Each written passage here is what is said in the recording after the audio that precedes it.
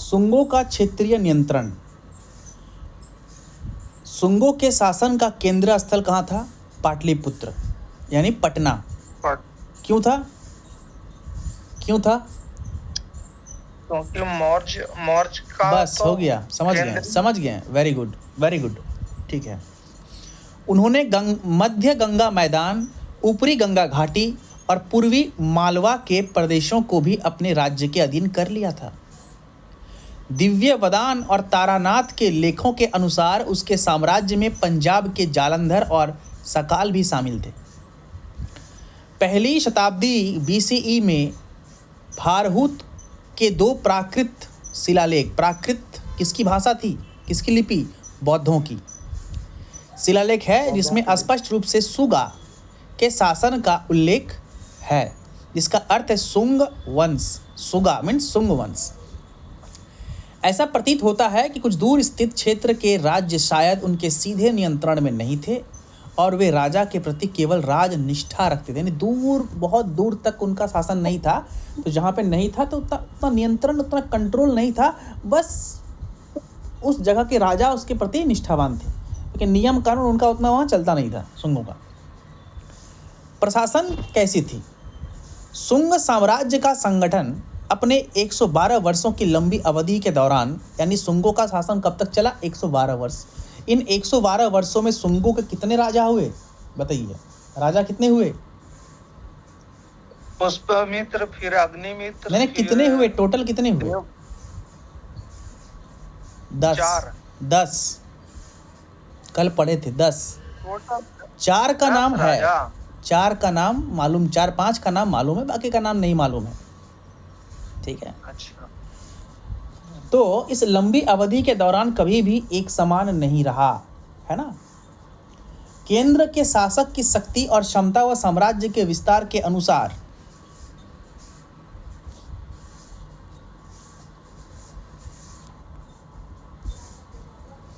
साम्राज्य में काफी विविधताएं थी।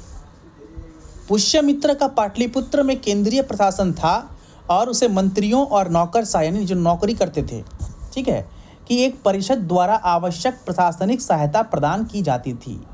यानी मंत्री और प्रशासन जो है वो हेल्प करता था किसको? राजा को। प्रशासनिक दृष्टिकोण से पूरे साम्राज्य को विभिन्न प्रांतों में विभाजित किया गया। जैसे अभी भारत को अलग अलग राज्यों में, फिर राज्यों को जिलों में, फिर जिलों को अनुमंडल में, मंडल में, प्रखंड में बांटा जाता है। उस समय भी यही चीज था।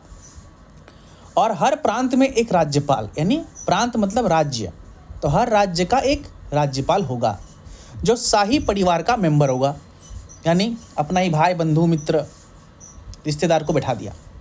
राज्यपाल की सहायता के लिए भी एक क्या था? एक परिषद। राज्यपाल मैंने समझ लीजिए आज का मुख्यमंत्री, आज का मुख्यमंत्री। और उस मुख्यमंत्री को का हेल्प के लिए भी क्या था? परिषद का गठन किया गया था। इस दौरान स्वायत्त सत्ता वाले कुछ आदिवासी क्षेत्रों को भी राज्य प्रशासन में शामिल किया गया था। स्वायत्त सत्ता वाले आदिवासी क्षेत्र माने वैसा आदिवासी क्षेत्र जहाँ पे सरकार का कंट्रोल नहीं था, वैसा आदिवासी क्षेत्र जहाँ पे राजा का कंट्रोल नहीं था, उसे भी इसमें शामिल किया गया था। पतंजलि में उल्लेख है कि पुष्यमित्र ने जिस सभा का गठन किया वह संभवतः मंत्री परिषद या सभा के रूप में कार्य करती थी। मालविका अग्निमित्रम, ये किसने लिखा था? मालविका अग्निमित्रम, ये किसका लिखा हुआ है? किसका लिखा हुआ है? सर मालविका अग्निमित्रम नाम याद नहीं आ रहा सर। कालिदास का, कल ही पढ़े। कालिदास किसका था? कालिदास। देखिए मैंने आपसे एक बात कही थी, आपको याद है कि नहीं मुझे नहीं पता। मैंने कहा था एग्जाम से पहले नोट्स ले लीजिएगा, ठीक है। मैं बार बार आपसे मैंने कहा था, तो नोट्स भेज दीजिए ना सर। नोट्स भेज दीजिए, पेमेंट किया हुआ है आपको सारा। उसके लिए नहीं बोल रहे थे हम बोल रहे थे हार्ड कॉपी वाला। हार्ड कॉपी कौन सा सब? हार्ड कॉपी एक अलग नोट्स आता है, ठीक है। हार्ड कॉपी वाला नोट्स भेज दीजिए। हार्ड कॉपी का अलग चार्ज है। अलग चार्ज तो सारे बात करके पूरा नहीं, वो टोटली PDF पेड कर दिया था सर। वो PDF आपने कहा था वो सर, आपने कहा था PDF ठीक हाँ, है। तो PDF भेज दीजिए। हाँ PDF भेज देंगे, कोई फायदा नहीं होगा, फिर भी भेज देंगे, नो प्रॉब्लम। निकला हुआ रहेगा तो निकला, जैसे अभी हम मार्क कर रहे हैं ना, तो निकला हुआ रहेगा तो बुक में आप मार्क करेंगे, ऐसे करके मार्क करेंगे, तो इससे क्या फायदा होगा? एग्जाम के टाइम पे सब पढ़ने का जरूरत नहीं है, जो जो इम्पोर्टेंट है वो पढ़िएगा। जैसे अभी आप भूल गए ना, जैसे अग्निमित्रम वाला आप भूल गए, देखिए एग्जाम्पल दे रहे हैं हम, पढ़ने का तरीका बता रहे हैं आपको हम, ठीक है। जैसे देखिए कल हम लोग पढ़े थे, अब देखिए कल हम लोग पढ़े थे, क्या क्या आपको दिखा रहे हैं, कहाँ कहाँ पे था। देखिए आपको एक बार हम दिखा देते हैं। जैसे यहाँ था, ठीक है, इसको मान लीजिए, क्या लिखा हुआ यहाँ पर, कालिदास का मालविका अग्निमित्रम। आपने कल पढ़ा लेकिन आपको याद नहीं है, लेकिन बुक में है, ठीक है। तो जब आपके पास हार्ड कॉपी होगा तो आप क्या करेंगे, कलम से मार्क करेंगे। बोधायन सूत्र मार्क करेंगे, शुंग ब्राह्मण थे मार्क करेंगे, ठीक है। हर्षचरित में जो है ग्रंथ में पुष्यमित्र को ब्राह्मण बताया, मार्क करेंगे।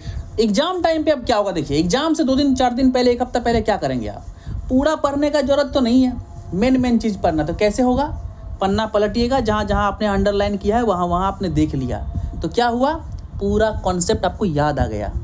समझ रहे हैं, पूरा कॉन्सेप्ट क्या हुआ, पूरा पढ़ने का जरूरत नहीं हुआ, एक एक चीज़ देख लिए, जो जो अंडरलाइन किया हुआ है दिमाग में बैठ गया, बस आप एग्जाम में जाके आराम से आप लिख सकते हैं। ये फ़ायदा होता है हार्ड कॉपी से, ठीक है।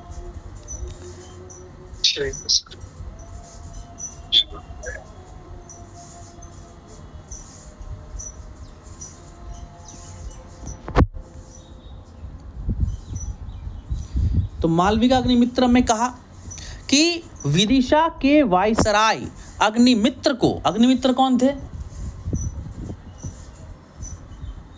अग्निमित्र सर शुंग वंश के राजा थे। कौन थे, पुष्यमित्र का उत्तराधिकारी या उनका लड़का, उनका बेटा, ठीक है। और अग्निमित्र के बेटे का नाम क्या था, वासुमित्र। Vasumitra, very good.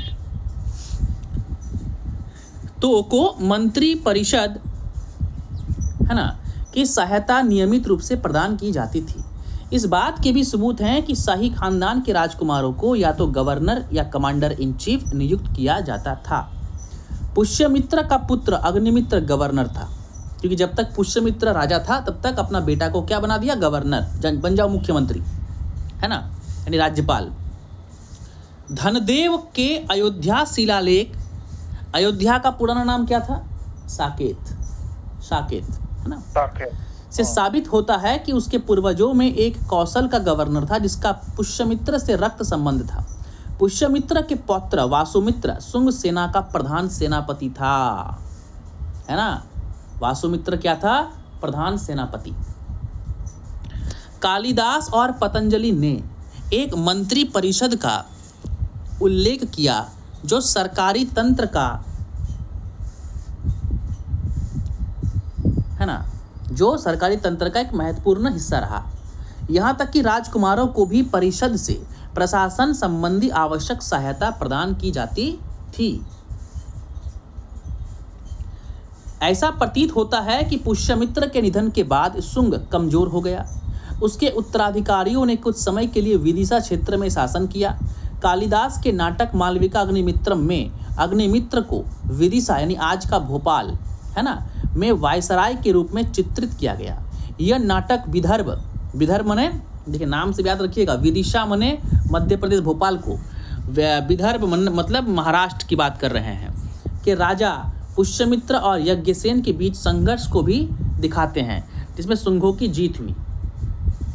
नाटक में आगे कहा गया कि वासुमित्र ने सिंधु नदी के दक्षिण में स्थित क्षेत्र के एक यवन राजा को हराया। यवन कौन थे, यवन ग्रीक के, गुड, ग्रीक के बोलते हैं, हाँ ग्रीक के लोग यवन। हालांकि पुष्यमित्र के परिवार के कुछ सदस्यों ने कौशल यानी उत्तर प्रदेश के क्षेत्र में भी शासन किया। धनदेव के अयोध्या शिलालेख में उन्हें सेनापति पुष्यमित्र के वंश के छठे सदस्य के रूप में उद्धृत किया गया है। अब आगे देखिए, पुष्यमित्र द्वारा 2 अश्वमेध यज्ञ कराने संबंधी उल्लेख है जो उसकी सैन्य सफलता का परिचायक है, क्योंकि अश्वमेध यज्ञ कौन कराता है? जो सबसे बड़ा सम्राट होता है वही कराता है ना। यह पत्थर या धातु पर पहला शिलालेख है जिसमें पुष्यमित्र का नाम उल्लेख है। उन्हें पहले केवल साहित्यिक स्रोतों से जाना जाता था, बाद में शिलालेख की प्राप्ति हुई। कण्व, कण्व बताइए, कण्व के बारे में कुछ बताइए। कण्व कौन थे? कण्व कण्व वंश की स्थापना वासुदेव ने की थी। वासुदेव ने की थी। कण्व ने अपने राजनीतिक जीवन की शुरुआत शुंगों के अधीनस्थों के रूप में की थी, यानी पहले वो शुंगों के अधीन थे। यानी जो वासुदेव थे वो क्या थे? मंत्री थे। क्या थे? मंत्री थे, शुंगों के मंत्री। और उसी ने जो है शुंग वंश के आखिरी राजा को मार दिया। पुराण में इन्हें शुंगभृत्य यानी शुंगों के नौकर कहा गया। इन्होंने शुंग साम्राज्य का अंत कर अपना साम्राज्य स्थापित किया। पुराणों के अनुसार देवभूति या देवभूमि शुंग वंश का अंतिम शासक था। देवभूति, और देवभूति को ही किसने मारा था? वासुदेव ने। और देवभूति को मारकर, ठीक है, शुंग वंश को खत्म किया। और वासुदेव ने क्या किया? कण्व वंश का शुरुआत किया। देवभूमि शुंग वंश का अंतिम शासक था। देवभूमि, देवभूति या देवभूमि। बाण यानी बाण भट्ट जो लिखते थे, ठीक है, के अनुसार वो अपने ब्राह्मण मंत्री वासुदेव की साजिश का शिकार हुआ। उसे एक गुलाम लड़की जो रानी की आड़ में उससे संपर्क करती थी ने छल से मारा। किसको छल से मारा? राजा को। कुल मिलाकर 10 शुंग राजा, देखिए मैंने कहा था 10 शुंग राजा ने 112 साल तक शासन किया। कब से कब तक? BCE 187 से 75 तक शासन किया। ठीक है, सिंपल है, याद रहेगा।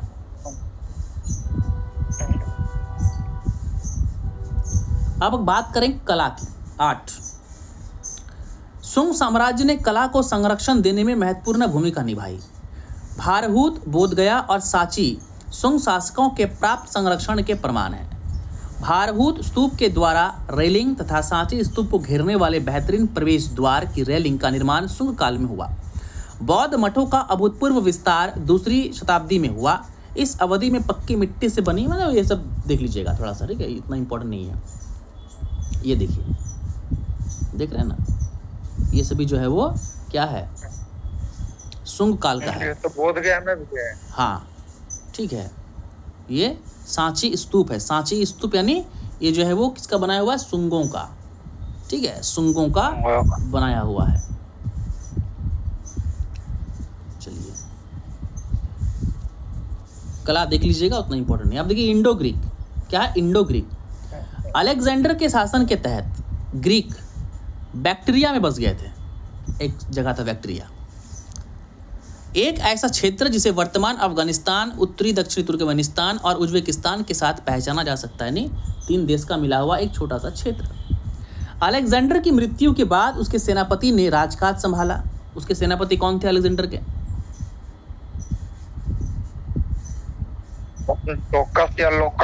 Seleucus, Seleucus, Seleucus, Seleucus, simple बोलिए, ठीक है, सेल्यूकस। ऐसा ही एक उदाहरण सेल्यूकस राजवंश का था जिसकी सीमा मौर्य के साम्राज्य की सीमा से मिलती थी। जल्द ही बैक्टीरिया सेल्यूकस साम्राज्य से अलग हो गया और बैक्ट्रियन ग्रीक ने हेलेनिज्म के पूर्वी छोर पर अपने साम्राज्य की स्थापना की। सिथियन खानाबदोशों द्वारा बैक्ट्रिया निवासियों को बैक्ट्रिया से भगा दिया गया। 145 से 130 BCE के बीच ग्रीकों को बहिष्कृत किया गया और बैक्ट्रियन ग्रीक दक्षिण की ओर गए और जहां से उन्हें हिंदुकुश से गांधार तक फैले दक्षिणी अफगानिस्तान को अपने नियंत्रण में लिया। यहीं से इंडो ग्रीक के इतिहास की शुरुआत हुई, यानी इंडिया और ग्रीक का मिला हुआ। अब नीचे देखिए, इंडो सिथियन और इंडो पॉर्थियन। इंडो सिथियन को शक नाम से जाना जाता है, ठीक है, इंडो सिथियन, शक, शक यानी शक बाहर के थे, ठीक है, इंडो सिथियन यानी भारत का और सिथियन का मिला हुआ शक। वे बैक्टीरिया से दक्षिण एशिया तक पहुंचने वाले पहले बड़े घुमंतु समुदाय थे। कौन? सिथियन वाले। इंडो और सिथियन वालों का मिला हुआ ही उनका वंशज को शक बोलते हैं। क्या बोलते हैं? शक। वे इंडिया पहुंचे थे कहां से? दक्षिणी एशिया से। इंडो सिथियन दक्षिणी एशिया मतलब किधर? दक्षिण का एशिया किधर है? नीचे की तरफ। नीचे की तरफ मतलब जहाँ पे जावा, सुमात्रा, मलेशिया, इंडोनेशिया, ये सब जगह।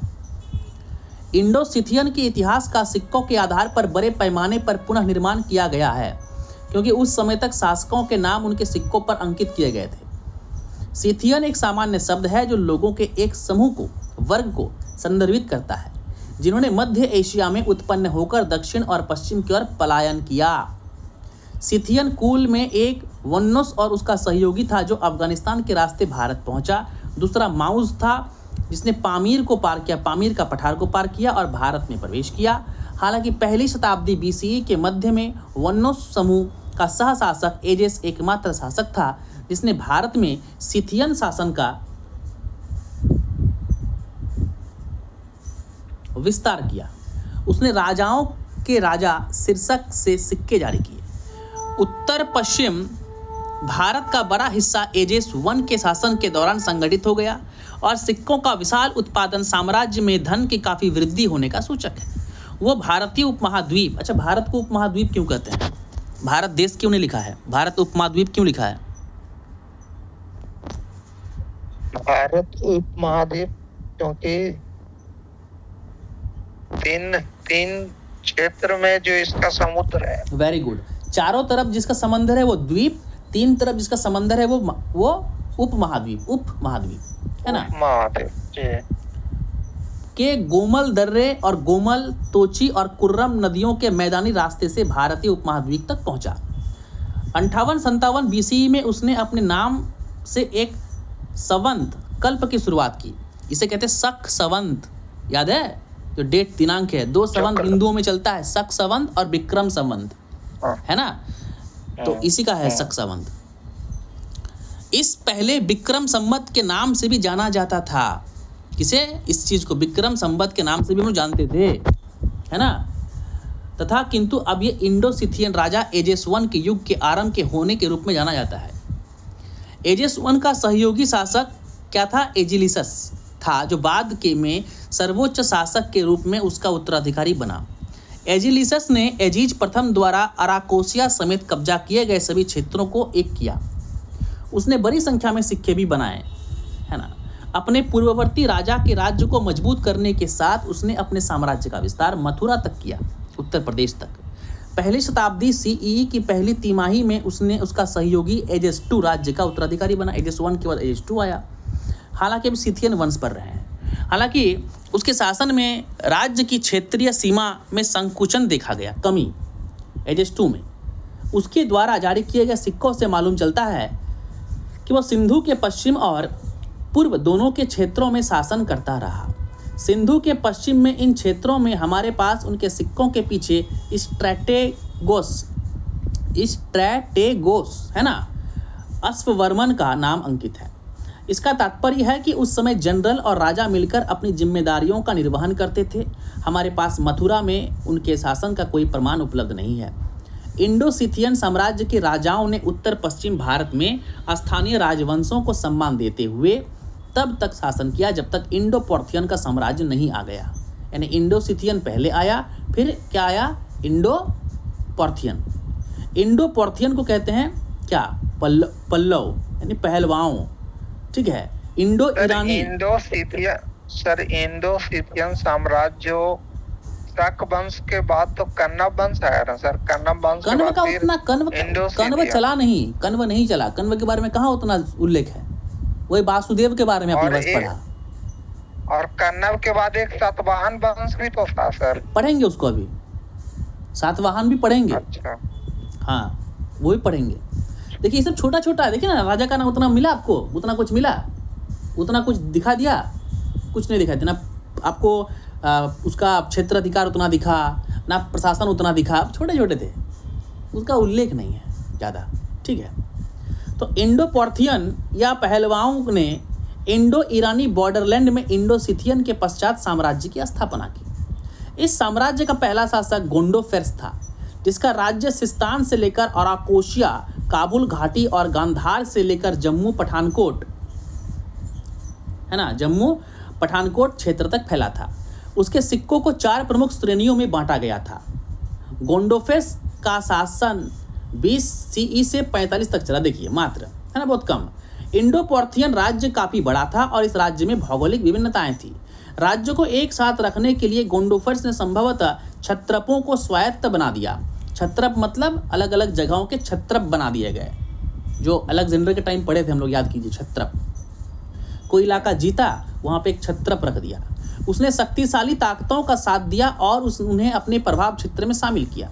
उसने सिस्तान से लेकर सतलज नदी तक अपने प्रभाव का विस्तार किया।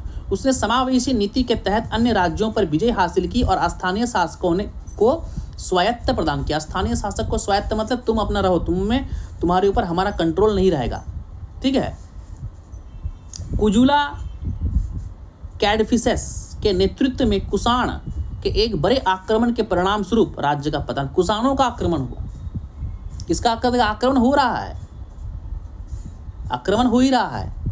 नंद आया, नंद के बाद मौर्य, मौर्य के बाद सुंग, सुंग के बाद कण्व, कण्व के बाद सिथियन, इंडो पार्थियन को खत्म किया किसने?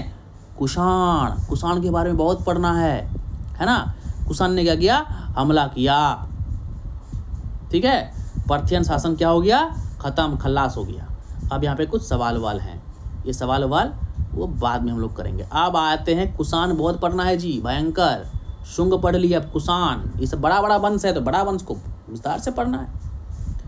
मौर्य काल के बाद कुषाण एक प्रमुख शासक समूह था, क्योंकि मौर्य के बाद शुंग आया, तो शुंग भी मात्र 112 साल तक ही चला, अधिक नहीं चला, है ना। कुषाण बहुत लंबा चलेगा लग रहा है। तो मौर्य के बाद क्या आया? कुषाण। कुषाण घुमंतु समूह युची की एक शाखा थे, कल हमने पढ़ा। ये बाहर से आए थे, कुषाण वंश बाहर से आए थे, यहाँ के नहीं थे। भारत का इतिहास बहुत खराब है ना। भारत, हम कहते हैं ना, हम भारतीय नहीं है, अभी हो गए हैं, अनसुलझा इतिहास है सर। हाँ बिल्कुल, यानी हमारे डीएनए में ना, जितने, मैंने बार बार क्या कहा है कि ब्राह्मण क्षत्रिय यहाँ के नहीं है, इस बात पे विश्वास कीजिएगा। अरे अधिकतर लड़ाके लोग तो बाहर से आए थे, हमारे यहाँ लड़ने वाले पैदा हुए ही नहीं जी।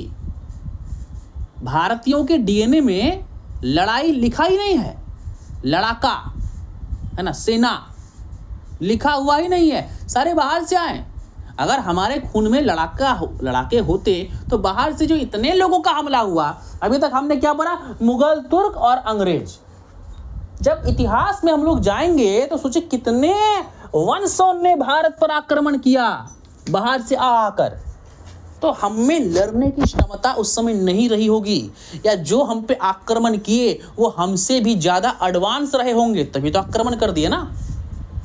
अभी आपकी हमारी औकात है कि हम अमेरिका पर चढ़ाई करें, हमला करें? नहीं। क्यों? क्योंकि हम अमेरिका से मुकाबला नहीं कर सकते, लेकिन अमेरिका चाहे तो कर सकता है, क्योंकि वो एडवांस है। तो उस समय भी ऐसा था। तो भारत, आप समझ सकते हैं कि मैं क्या बोलना चाह रहा हूं। देखिए तो ये कुषाण भी बाहर से आए, तो घुमंतु थे, है ना, जो दुनहुआंग के आसपास के इलाकों में बसे थे। जांगनी, सब चाइना का नाम है, चाइनीज थे लोग। कुषाण चाइनीज थे। क्या थे? चाइनीज। तभी ना यहाँ के लोगों की आंखें ऐसे चपटी चपटी, छोटी छोटी आंखें वाले बच्चे पैदा होते हैं। कहाँ हैं? नॉर्थ ईस्ट के लोग। नॉर्थ ईस्ट के लोगों की आंख देखिए, या किसी के नॉर्मल का आंख देखिए। मेरा एक भाई है, एकदम चाइनीज टाइप दिखता है, मेरा एक भाई है एकदम चाइनीज दिखता है ना। क्यों? कहाँ से? ये वो डीएनए, वही डीएनए भाई, कुषाण वंशों का डीएनए है, ठीक है। जांगनियों के साथ संघर्ष के कारण 165 BCE से 128 BCE के बीच तरिन घाटी से बैक्टीरिया की ओर पलायन किया। वे उन 5 कुलों में से एक थे जिन्हें यूची जनजाति विभाजित थी। उपमहाद्वीप के राजनीतिक इतिहास और इसके उत्तर पश्चिम सीमा में क्षेत्र में कुषाण क्षेत्र का महत्व अधिक है। कुषाणों के आगमन के साथ भारत ईरानी सीमा में छोटे क्षेत्रीय राज्यों ने साम्राज्य निर्माण का मार्ग प्रशस्त किया, जो इन क्षेत्रों के राजनीतिक एकीकरण के माध्यम से हासिल किया गया था। इसने बैक्ट्रिया में कुषाण रियासत को एक बड़े साम्राज्य में बदल दिया। इसमें उज्बेकिस्तान, अफगानिस्तान, चीन, मध्य एशिया कुछ हिस्से, उत्तर पश्चिम सीमा के उपमहाद्वीप, मथुरा से आगे बिहार, गंगा, भागलपुर तक फैला। सोचिए कितना बड़ा, चाइना भागलपुर तक इतना बड़ा इलाका कुषाणों का था जी, है ना। इस वजह से कुषाण साम्राज्य को कभी कभी मध्य एशियाई साम्राज्य भी कहा जाता है। पूरे एशिया के पूरे बीचों बीच उसका शासन था, मध्य एशिया के। तो सर ये जो चंद्रगुप्त मौर्य का जो साम्राज्य था, उससे भी कुषाण का साम्राज्य बड़ा था या छोटा था? बड़ा था। ये चाइना तक फैला हुआ है, ये चाइना तक फैला हुआ है। ये चाइना से अफगानिस्तान तक है तो, और उनका चंद्रगुप्त मौर्य का तो बिहार से इधर अफगानिस्तान तक था। हाँ, तो बड़ा नहीं है, उनका तो छोटा हो गया ना साम्राज्य। बिल्कुल छोटा हो गया, ये बड़ा है, कुषाण बड़ा है, कुषाण बड़ा है। कुषाणों के बारे में बहुत पढ़ना है आपको, है ना। इस वजह से कुषाण को मध्य एशियाई साम्राज्य कहते हैं। गंगा घाटी तक कुषाण नियंत्रण की गवाही बैक्ट्रियन भाषा में लिखे कनिष्क प्रथम के अफगानिस्तान के पुली खुमरी क्षेत्र से खोजे गए रबातक शिलालेख से मिलती है।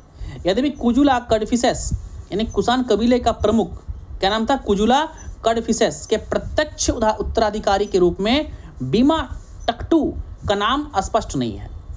रबातक शिलालेख इस बात की पुष्टि करता है कि कुजुला कड़फिसेस के बाद और वीमा कड़फिसेस यानी कनिष्क के पिता राजा कनिष्क, कुषाण वंश के राजा कनिष्क थे, उनका नाम कनिष्क। नाम से क्या लग रहा है, इंडियन वगैरह? इंडियन नहीं थे भाई, बाहर से आए थे, है ना, बाहर से आए थे। तो कनिष्क के पिता से पहले एक और शासक विद्यमान था, वीमा टकटू को नाम देखिए सोटरमोगास के साथ जोड़ा जा सकता है। वह कुषाण शासक जिसने सिक्कों की श्रृंखला जारी की, जो कुजुला कड़फिसेस के सिक्कों का अनुसरण करते थे, वो बीमा कड़फिसेस से पहले के थे। पहली से तीसरी शताब्दी सीई में कुषाण काल के दौरान दक्षिणी एशिया और मध्य एशिया के बीच राजनीतिक, आर्थिक, धार्मिक, सांस्कृतिक संपर्क बढ़ गए। इसकी पुष्टि पुरातत्व, खुदाई, कलाकृतियों, सिक्कों और शिलालेखों से मिलती है। इसीलिए तो आप जाइए और जाके आप इंडोनेशिया के लोगों का चेहरा देखिए, मलेशिया के लोगों का चेहरा देखिए, सिंगापुर वालों का चेहरा देखिए, सभी कुषाण वाले हैं। सभी क्या है, कुषाण वाले हैं। सभी का नाक चपटा, चाइनीज की तरह चपटा नहीं, लेकिन चपटा। जैसे जो इंडियन बच्चे हैं जो चाइनीज की तरह दिखते हैं, एक हीरो भी है, उसका नाम है चैंग। आपने बहुत सारे मूवी में उनको देखा होगा, नॉर्थ ईस्ट क्या है, चैंग। उनको बिल्कुल चाइनीज टाइप दिखता है वो। क्यों बोलते हैं चाइनीज उनको? कभी कभार चिढ़ा दे चाइनीज बोल देते हैं, गलत है बोलना, इंडियन है। अभी पहले जो हुआ है, अभी तो इंडियन है, अभी तो इंडियन है ना, अभी इंडियन बोलना चाहिए। तो चाइनीज बोलते हैं, गलत करते हैं। लेकिन क्यों बोलते हैं? क्योंकि उनकी तरह दिखते हैं। तो उनकी तरह दिखते क्यों है भाई? क्यों दिखते उनकी तरह, बताइए, उनकी तरह क्यों दिखते हैं? अब और एक बात आप बोलेंगे, नहीं सर, ऐसा बात बिल्कुल भी नहीं है। जानते हैं क्या है? सटा हुआ है ना सर, जो हमारा नॉर्थ ईस्ट का इलाका है वो चाइना से सटा हुआ है, तो जलवायु के कारण सर नाक चपटा हो जाता है। अरे भाई ठीक है, आपकी अगर इसी बात को हम मान लें तो चाइना से सटा हुआ तो रसिया भी है, तो रसिया के लोगों का नाक चपटा काहे नहीं है? क्या सही बोले कि गलत बोले? सही बोले ना, क्योंकि रसिया में आक्रमण किया ही नहीं था चाइनीज ने, कुषाणों ने, ठीक है, शकों ने आक्रमण वहां किया ही नहीं था, वहां गया ही नहीं था। वहां नहीं गया था तो वहां ब्याह शादी नहीं किया, बच्चा पैदा नहीं किया। तो जहां जाएगा वहां डीएनए वही फैलेगा ना। तो भारत आया, डीएनए यहाँ फैला। अब ये सब बात कहीं बोलने जाइए, बोलेगा साला तुम बेसी पढ़ लिया है, तुम पंडित बनता है, यही सब बात बोलेगा। जिसको पता नहीं है वो यही सब बात बोलेगा, ठीक है। तो असल में जो नॉर्थ ईस्ट वाला इलाका है उनके डीएनए में कुषाणों का है। या जो भी बच्चे भारत में पैदा होते हैं जिनकी आंखें चपटी है, वो है ना, समझ गए? चलिए, सिंपल समझ गए। अब आगे देखिए, है ना, ट्रांसोक्सिनिया और बैक्टीरिया पर कनिष्क के शासन के दौरान कुषाण साम्राज्य ने रेशम मार्ग में एक महत्वपूर्ण भूमिका निभाई। रेशम मार्ग ने चीन को बैक्टीरिया से होते हुए पश्चिमी एशिया और भूमध्य सागर के साथ जोड़ा, ठीक है। इसके अलावा कुषाण साम्राज्य का भारत के पश्चिमी तट के माध्यम से हिंद महासागर में भारत रोमन व्यापार के साथ सीधा संपर्क था। व्यापार बहुत उस टाइम फैला हुआ था। क्या था? बहुत फैला हुआ था। देखिए भारत में एक जगह है, उस जगह का नाम यार मैं बार बार भूल जाता हूँ। भारत का सबसे स्वच्छ गांव चितकुल, याद आ गया, चितकुल। क्या है?